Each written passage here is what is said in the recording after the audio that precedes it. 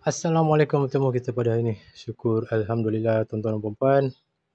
Hari ini 4 hari bulan 3 bersamaan 3 Ramadan. Syukur Alhamdulillah hari ini kita berpuasa pada hari yang ketiga. Alhamdulillah.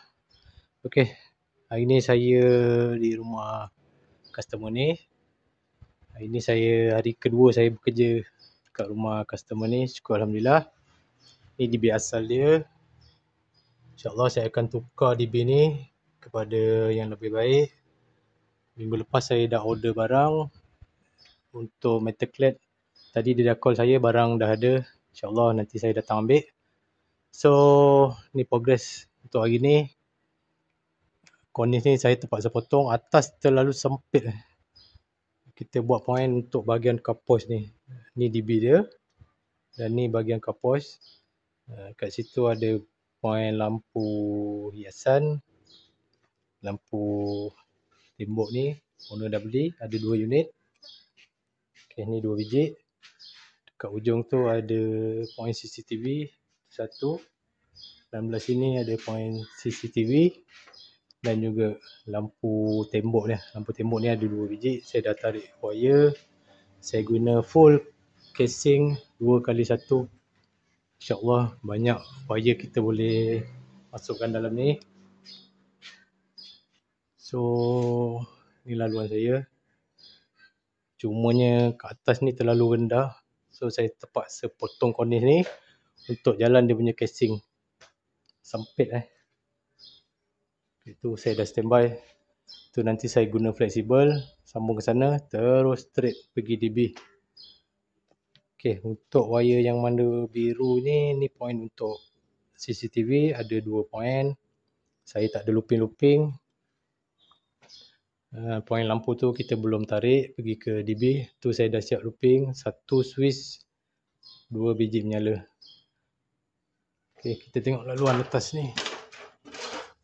Sempit memang sangat sempit.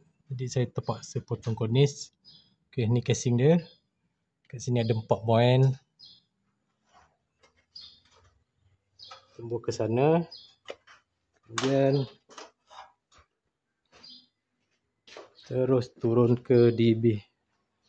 DB tu kita upgrade kepada 36 way. Guna metal clad. Okey, ni sempit Allahu Akbar.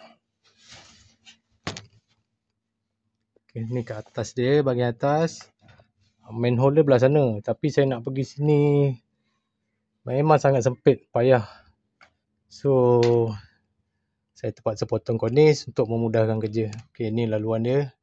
Daripada point dekat kapos sana, masuk sini, casing dia. Kemudian keluar sini, terus ke DB. Boleh nampak tak? Tu point GB yang lama. Nanti saya tebuk, pasang casing 2x4. InsyaAllah besok kalau nak tambah-tambah apa point, laluan dah ada. 2x4 tu sangat besar, InsyaAllah. Ni pun saya terpaksa potong untuk memudahkan kerja fitting dekat DB nanti. Okay, ni keadaan dia. Memang sangat sempit. Okay, ni asalnya point lampu. Tapi owner ni minta kita pasang kipas. So, saya dah pasang dia punya hook dan tambah kayu. Saya dah ikat skru tu. Guna kabel. InsyaAllah skru tu tak akan tercabut. InsyaAllah. Lebih safety. Okay, ni dah selesai. Tinggal pasang dia punya kipas. Allah, sekejap saya nak turun dulu. Allahu Akbar. Oh, panas-panas ni bulan puasa. Memang sangat mencabar. Okey. Semalam saya tak dapat nak upload video sebab sibuk dengan kerja. Okay, insyaAllah hari ni saya nak buat laluan untuk DB. Saya potong kornis tu sikit untuk lepaskan casing 2x4. Okay, alright. InsyaAllah nanti saya update lagi video. Assalamualaikum. Bye-bye. Alhamdulillah. Untuk point CCTV saya dah siap lay kabel untuk 2 point CCTV Dan poin lampu tembok untuk 2 unit pun saya dah siap tarik kabel, alhamdulillah. So poin kipas pun saya dah siap tarik. Untuk wire warna kuning tu adalah untuk poin kipas. Okay, right.